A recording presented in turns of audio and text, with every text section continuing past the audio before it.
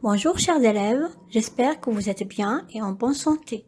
Aujourd'hui, nous allons voir une leçon de conjugaison sur le participe présent et le gérondif. Alors pour l'emploi du participe présent, il a deux emplois différents. Avec une préposition on, c'est ce qu'on appelle le gérondif et tout seul sans préposition. Nous allons voir tout cela en détail.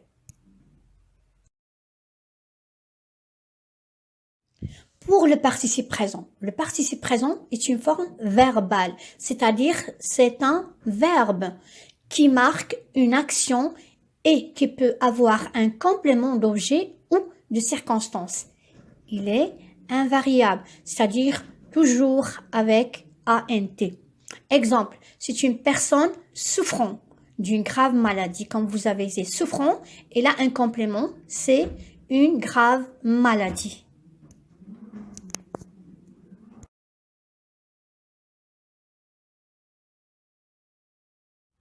Passons maintenant à la formation du participe présent. Il se forme sur le radical de la première personne du pluriel, du présent de l'indicatif, auquel on ajoute le suffixe ANT. Exemple, nous allons. Ici, on supprime le ONS, c'est-à-dire on garde seulement le radical et on ajoute le suffixe ANT.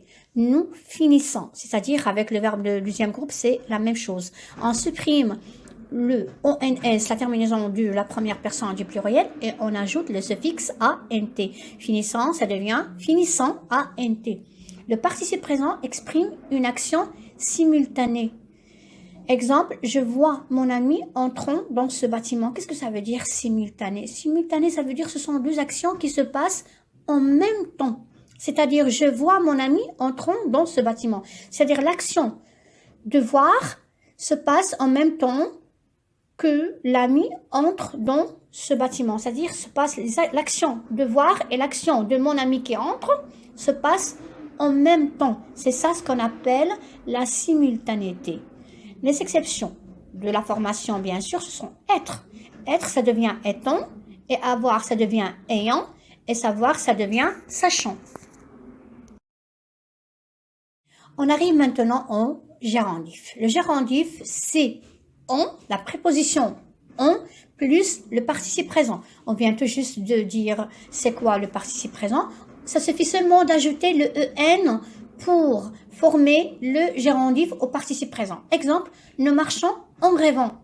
Nous marchons et nous rêvons en même temps. C'est-à-dire ici aussi, on a ce qu'on appelle la simultanéité.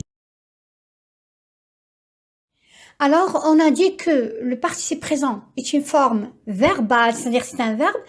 Le gérondif, c'est une forme adverbiale, c'est-à-dire elle joue le rôle d'un adverbe, d'accord? C'est pour cette raison qu'on dit que le gérondif exprime une circonstance. Et vous avez déjà vu les compléments circonstanciels. Alors, il y a le temps et le moment. Exemple, en me voyant, il s'est arrêté. Quand il m'a vu, il s'est arrêté. La manière. Exemple, elle a maigré en faisant du sport. Comment elle a maigré? En faisant du sport. Passons maintenant à un exercice d'entraînement. Souligne les participes présents et entoure les gérondifs. Elle espérait échapper au serpent en dormant en hauteur dans un arbre. Regardant à l'horizon, le capitaine aperçut un navire de pirates. Les marins distinguent un homme agitant les bras sur la plage. Il reprit espoir en voyant un bateau au loin. Alors vous pouvez arrêter la vidéo pour penser un certain temps aux réponses, d'accord? Alors voilà, on passe à la correction de l'exercice. Il espérait échapper au serpent en dormant. En dormant, bien sûr, c'est le gérondif. Et parce qu'il y a on, la préposition on. Regardant à l'horizon, alors il n'y a pas regardant, vous voyez, c'est souligné parce qu'il n'y a pas la préposition on, donc c'est le participe présent. Les marins distinguent un homme agitant les bras sur la plage. Voilà, agitant, ça veut dire, c'est un, bien sûr, participe présent, très bien, et on doit le souligner. Il reprit espoir en voyant un bateau au loin. En voyant, c'est un gérondif parce qu'il y a la préposition ont. Alors, je suis sûre que vous avez su répondre. Bon travail, mes chers élèves.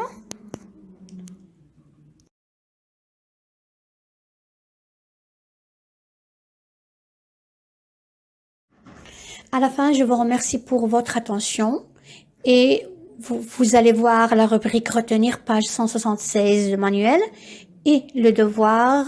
Vous aurez un exercice à faire, c'est le numéro 3 et le numéro 5, la page 177 du manuel. Et cette leçon sera accompagnée d'une fiche pour faire la distinction entre le gérondif et le participe présent. Alors, je vous salue et à la prochaine.